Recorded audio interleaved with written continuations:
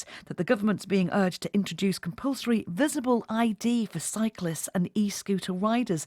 Solicitor Nick Freeman, famously known as Mr. Loophole, is also calling for mandatory use of cycle lanes where available and a licensing and penalty point system for cyclists and a licensing system for e-scooter riders too. More than 10,000 people have signed a petition backing his call, and the high number means the government has to make a response. But would it help people's worries about e-scooters in Liverpool? Delighted to say that Nick is with us this afternoon. Good afternoon, Nick. Good afternoon. Thank you for being with us. Why are you calling for these measures, first of all?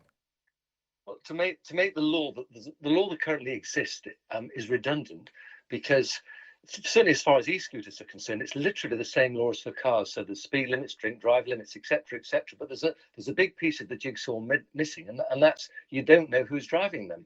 So if you have a registration system, it links up the misdemeanor, the crime, with the person who's driving in the same way that you do with a car. So my argument is, what is the point of having law in situ unless you can make it relevant? And it's irrelevant at the moment because it's unenforceable. So you have someone, for example, on an e-scooter, he might be going through a red light, he might be knocking a pedestrian down, off he goes. That's a terrible piece of driving, it's dangerous driving. But who is it? How do we trace him? Well, the answer is, at the moment, we don't have a mechanism of doing that unless you actually get the person and pull them off the e-scooter, which of course will be a very dangerous thing to do. So it's really to try and improve safety, to make people accountable. If they're accountable, I believe that they will use the vehicles more responsibly, and I think the roads will be safer because we're at the moment sharing very limited space, and I believe we need to share the law that currently exists. And at the moment, as I say, without identification, it doesn't work. And the analogy I would draw is, can you imagine saying to drivers, let's take the number plates off cars? There will be mayhem, and there will be mayhem, particularly with e-scooters, because at the moment they use those vehicles with impunity because no one ever holds them to account. And what's the thinking, Nick? Give us more on this around cyclists and e-scooter riders wearing visible ID. What do you mean by that? Well, I mean, some form of tabard. Look, you can't really put a number plate or a registration plate on a cycle. You can't put it on an e-scooter. There isn't the physical mass there to affix it.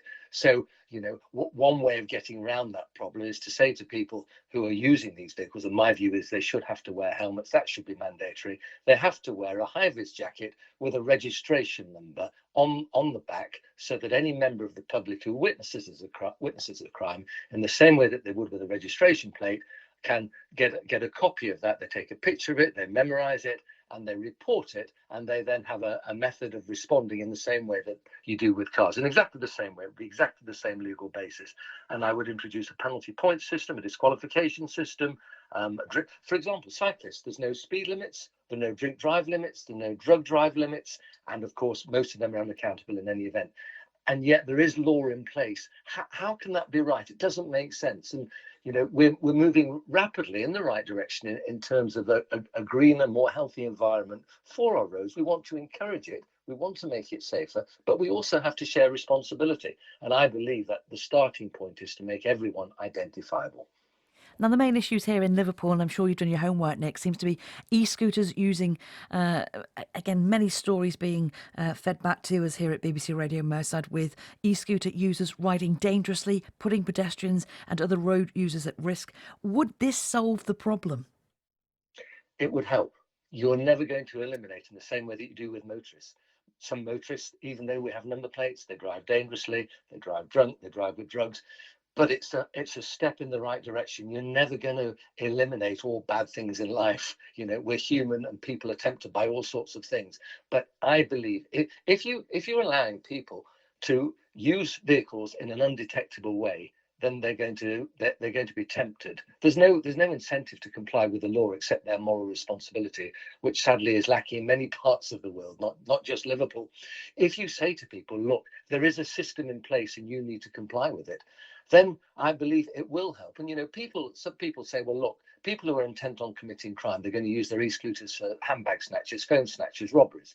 They're not going to wear them. The moment you see someone without one, there's a spotlight on them. Why haven't they got it? In the same way, a car without a number plate. Hang about, you need to have a number plate. The police will be able to deal with it. They'd have the powers. At the moment, they're redundant. And, the police need to get up to speed as well. They need to be able to deal with these situations. and at the moment they're not. So you're never going to eliminate all bad e-scooting, cycling, and motoring. But all you can do is do your best to try and make our roads safer, and this certainly would help without question. In 2020, the increase in fatalities for cyclists was 41%.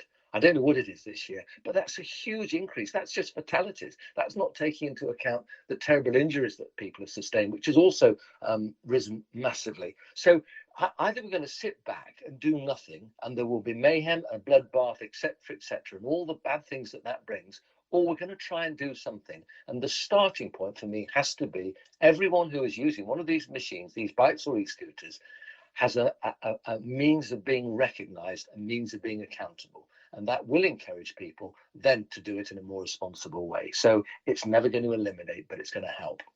Now, more than 10,000 people have signed a petition backing your call. The government has to respond to this. Have you heard anything yet, Nick?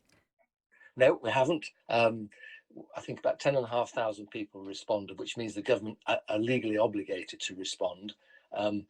Look, this isn't a vote winner. They've got other fish to fry at the moment, but this isn't going to go away. And e-scooters, in my opinion, will be legal currency within the next 12 months.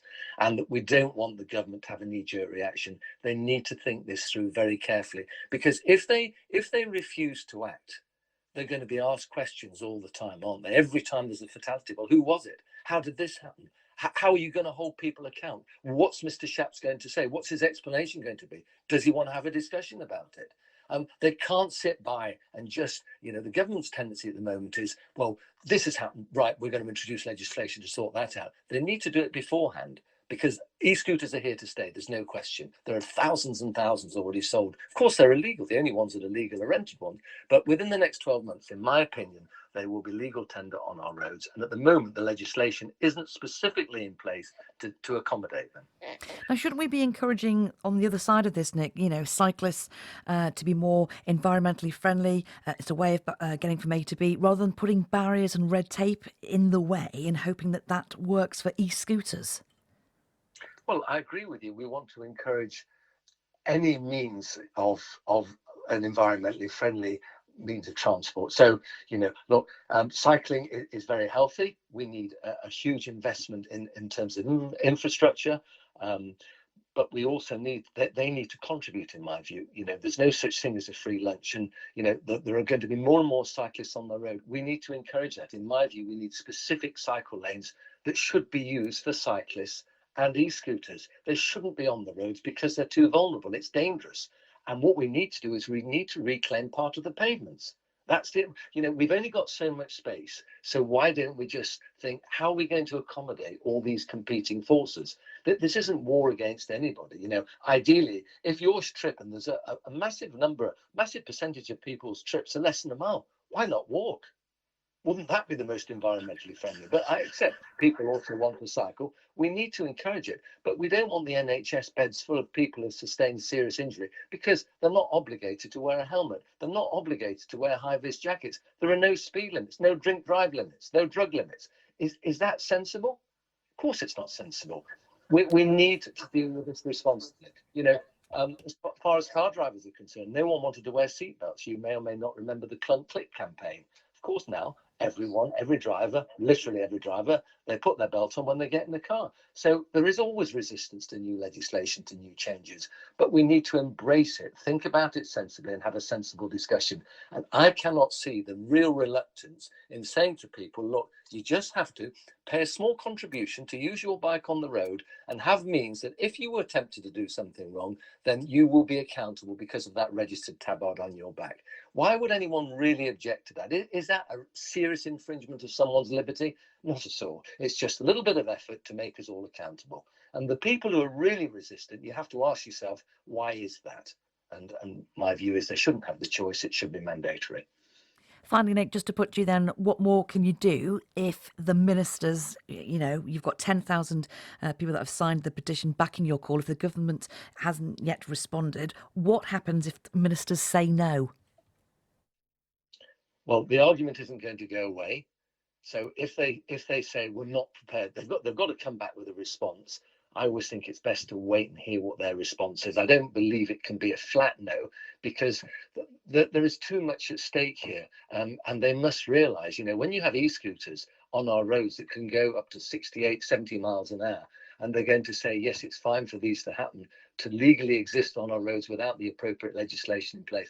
I don't believe the government can seriously come to that conclusion and hope to get away with it. And they might try it for a short period of time, but eventually people are all going to see sense and say, look, there has to be a sensible way forward. And it starts with identification. So, if they say flat no, there will be more pressure brought to bear upon them until they change their mind, because the argument is never going to go away. Nick, going to leave it there, but many thanks for your time tonight. Thank you so much for joining us. Thanks very much indeed. Cheers. Bye-bye. That is solicitor Nick Freeman, also known famously as Mr. Loophole.